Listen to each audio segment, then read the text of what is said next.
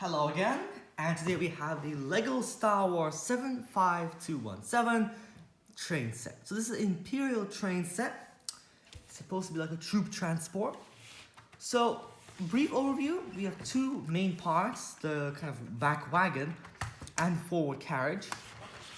And then that's the other side, and in the back, it's pretty generic. So, let's have a look at what happens inside. Here, if you just open this, we have a space for a minifigure. Right here, and the same goes for the other side. So it actually looks quite funny when you have these two. It looks like a mouse. Then this area opens here, possibly if you need to make some maintenance on this. Then the same goes for this part. You have actually inside here, let me just disconnect this. We have space for minifigure, and some storage containers right here behind them. That's actually quite nice, I have to say, too. That's already 3 minifigures in this thing, so that's actually pretty impressive, I'd say. I mean, 3 minifigures for this small train so far is very nice. And on top, you can also have some more space. Quite nice. It actually moves around quite nicely. I like how they use these small tracks. I really like them. Now let's look at the back. We have on top this spinning thing with 2 stud shooters and a person to shoot them.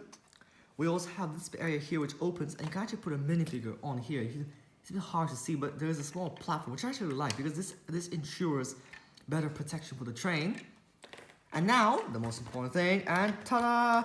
We have a lot of space here inside. It is slightly reduced by these pillars, which are a bit annoying.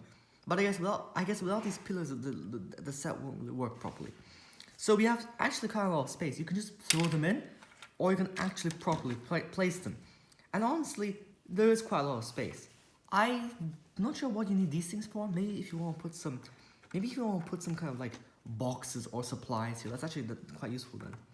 Like so. And what I like is that you actually have this open area here. So you can actually put minifigures here and they can shoot from there.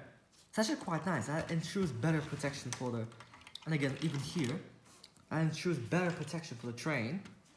And interestingly enough, you can hinge it up both ways. So really, what's powering it is this. It's just kind of this thing. Doesn't move by itself, which is a bit strange. But actually, it probably should move by itself. I probably lost some wheels here.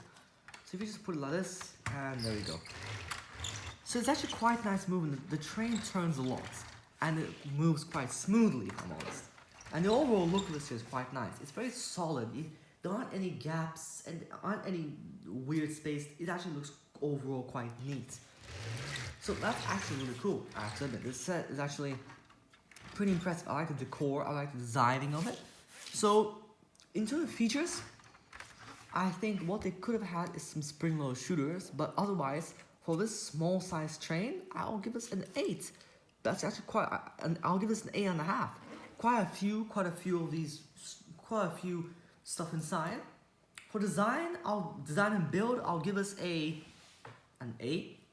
I mean, the only reason why I wouldn't give it like a 10 or like a 9 because it'll actually, I think the only mistake LEGO made is what I think slightly could have been done better is they could have made an extension for this and added more things in the back, because that would have been actually really interesting. Like this set by itself is really interesting, but what they could have LEGO done is if there were more trains, if you could buy additional parts, because there actually is a set which is supposed to be complementary to this.